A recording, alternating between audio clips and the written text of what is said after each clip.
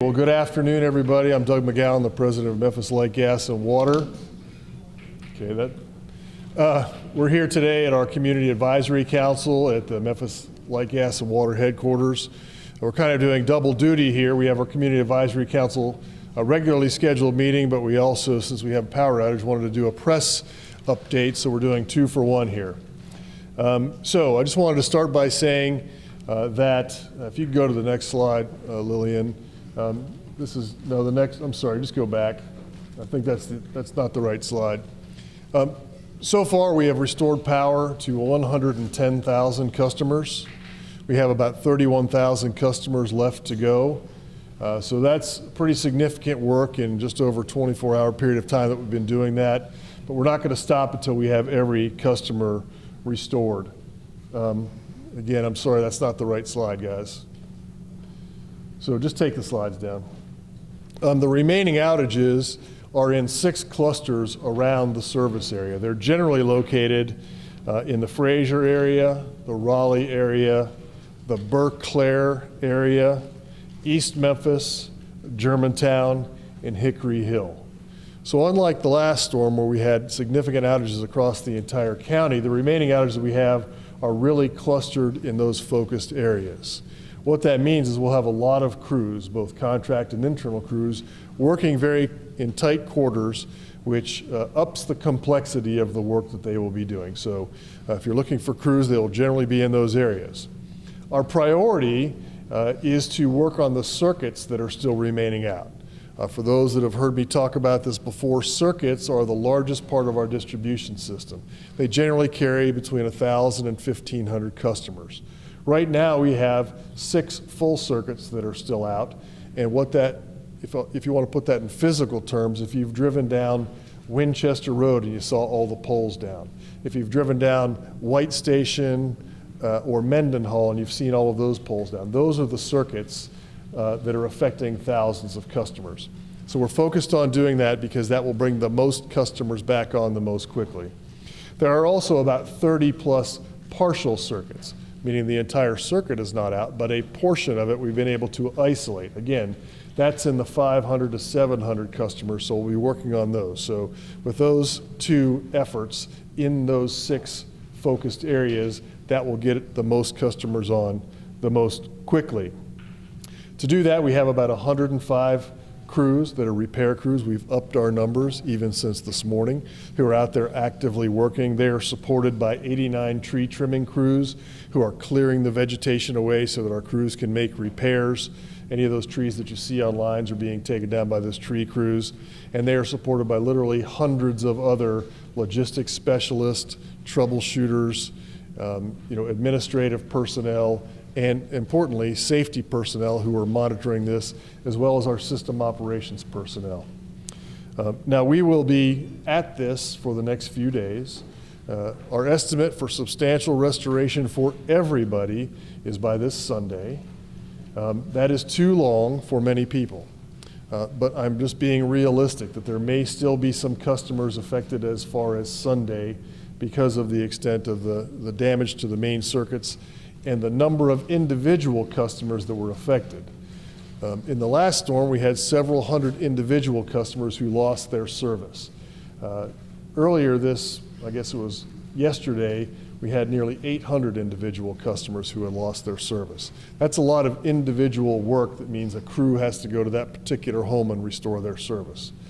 Now, we're hopeful that when we restore the circuits that their power comes back on, but that number's pretty high, and so we know there's going to be more work to do at the individual level and at the transformer level. So that is the next phase of the work that we'll get into when we get these circuits restored. And so I want everybody to know that we will keep working. We have restored a significant number of customers in a very fast time compared to even the last outage, but we're not going to stop until everybody's power is back on. The last message I have, and I've said this before, is please don't lose hope. This has been an unusual series of outages that we've had. The frequency of them is unusual from our history, and I'm sure I'll have some questions about that. But we have a plan for making our system better. We have the funding to put into place to make the system better, and we have proven in the past in small areas where we have made these changes that reliability will actually get better. And so with that, I will stop and take any questions that people have. So yes, go ahead. I know you allotted $6.2 million in emergency repair budget. Since we have seen so many storms that require emergency repairs, how far into that budget are you so far? Into the $6.2 million budget. That's our projection for the entire duration all the way through Sunday night. So what we do is we take a look at the number of contract crews that come in, the rate that we're going to have to pay them, both regular time and overtime, the number of tree crews that we bring in. So we're probably a third of the way through that today, but that's our projection for the total probable cost. It may come in slightly less, slightly more than that. When does neighborhoods like Burke, some people are saying they haven't seen any crews out there at their homes. Some people still have their trucks on their trees. Sure. Is there any updates on any crews out there right now? Okay, well, there's a couple of things that you just said there. I want to answer all of them. So remember last time we talked, those circuits, the damage to the circuit that's affecting your house might actually be more than a mile away. So that circuit can be miles long. So they may actually be working in an area that you can't see in your neighborhood to restore your power.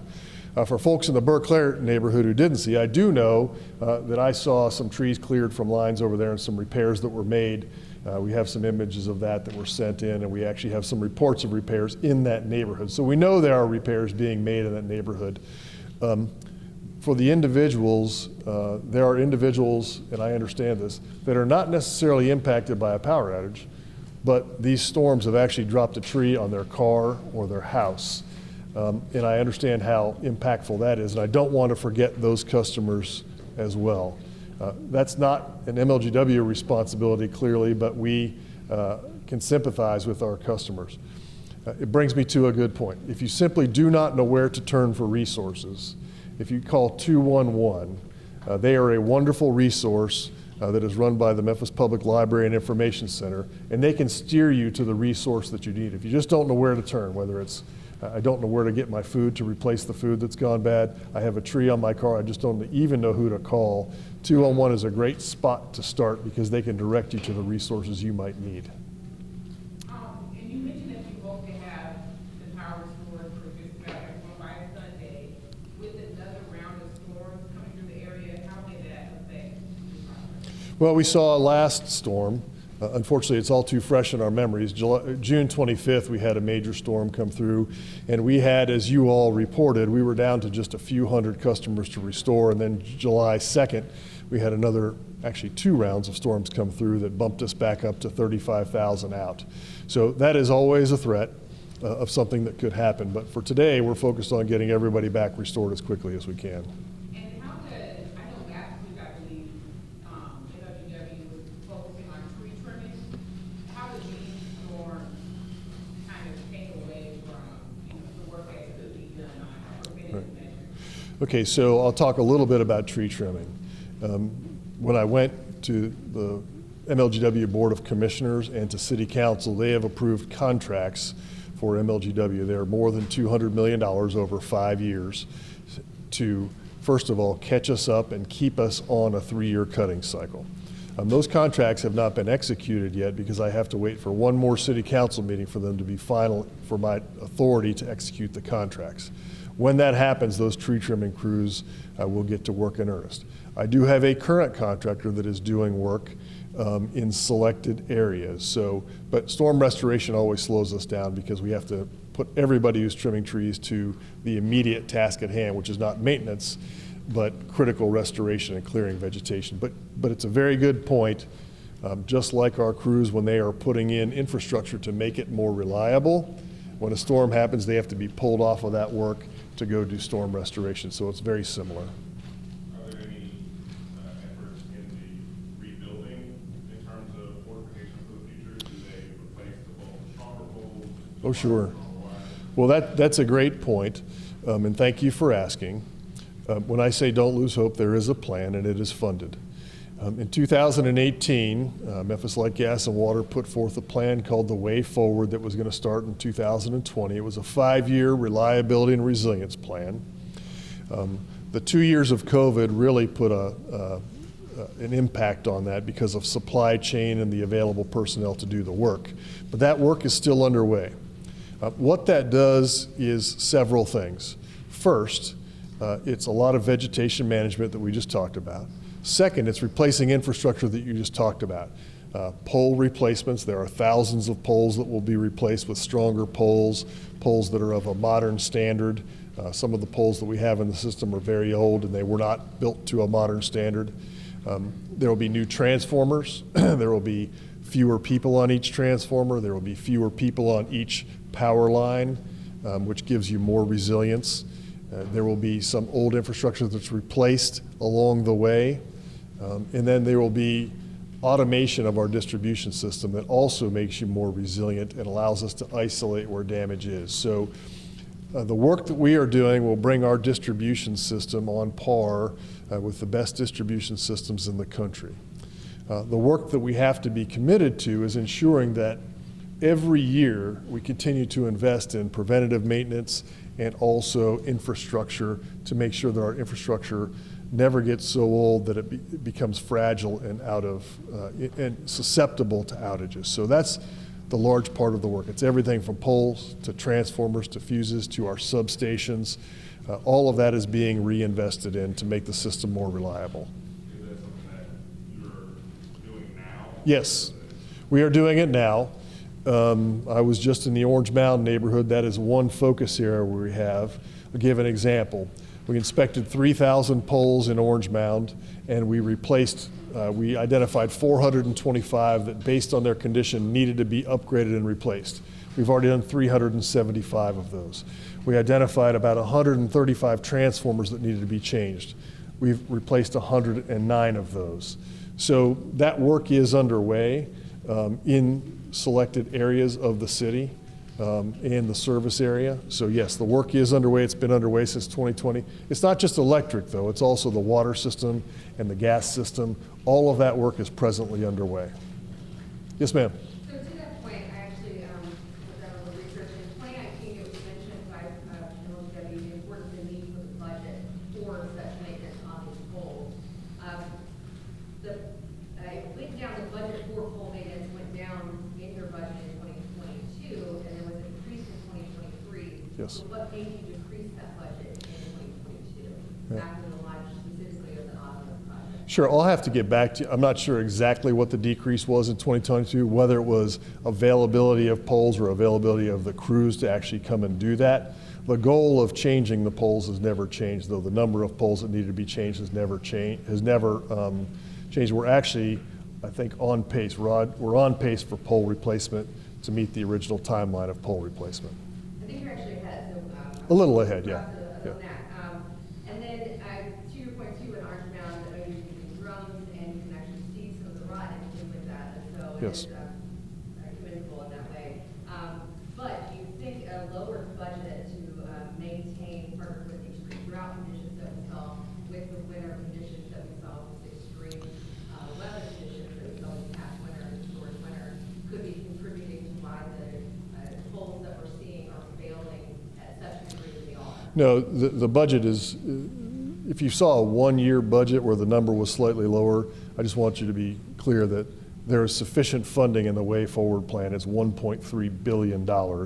And so, in fact, it's the execution of the budget that we have in hand. So we need to do a better job of executing all the money we have. So there is actually money that was unexpended because of some of the supply chain issues, the crew issues.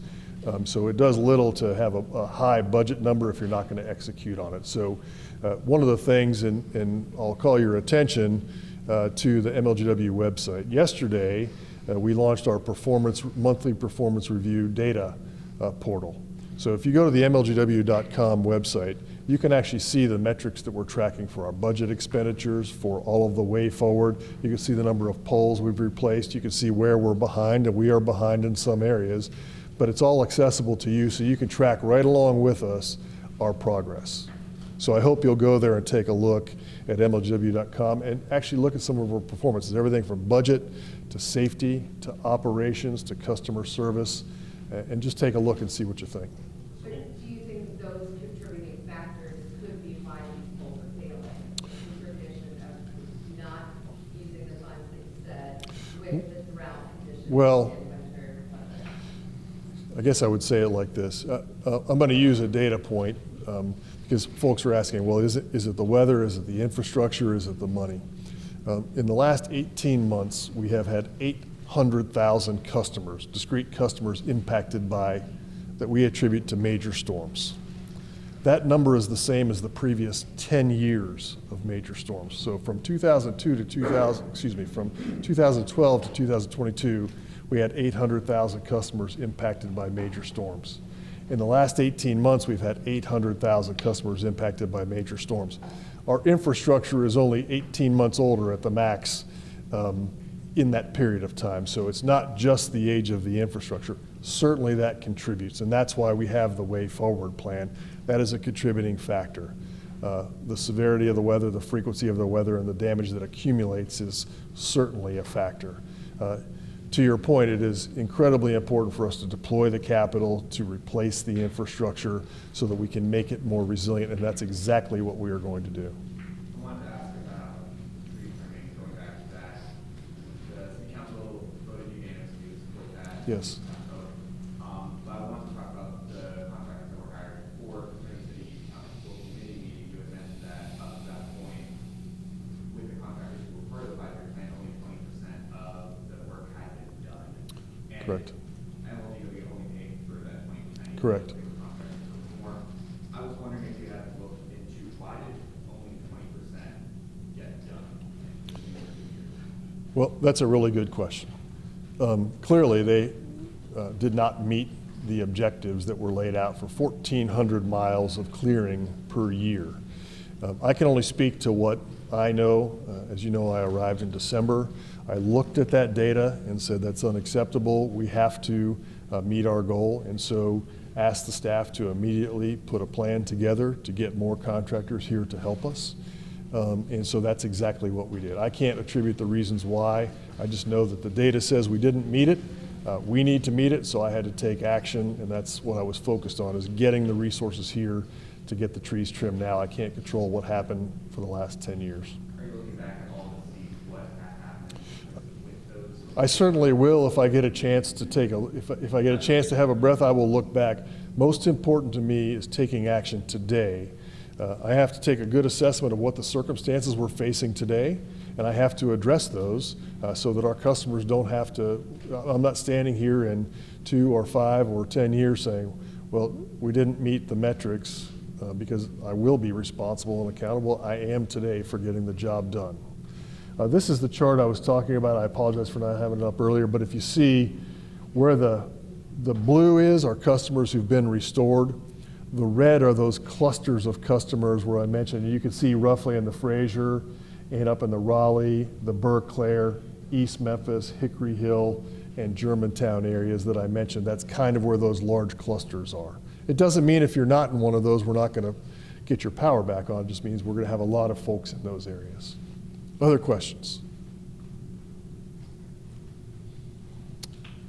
Okay, we will let you know, depending on how things go tonight. If it looks like we'll have another presser tomorrow, we'll have a statement tonight that we'll put out to everybody just to tell you what our progress is so far tonight. We'll try to get that out by about 5 o'clock this afternoon so you all have it, okay?